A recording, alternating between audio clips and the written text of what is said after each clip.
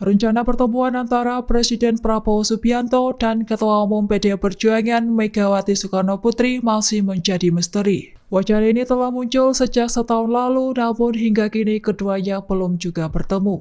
Pengamat politik Adi Prayitno menilai seharusnya pertemuan itu sudah terjadi, mengingat hubungan keduanya kerap disebut baik dan akrab. Namun dirinya mengaku tak mengetahui pasti penyebab tertundanya pertemuan tersebut.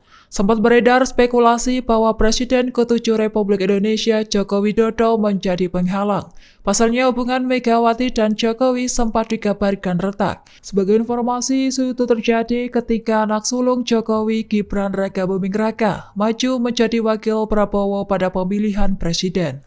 Lantas, Adi menegaskan bahwa Jokowi bukan faktor utama dalam tertundanya pertemuan tersebut. Download Tribun X sekarang, menghadirkan lokal menjadi Indonesia.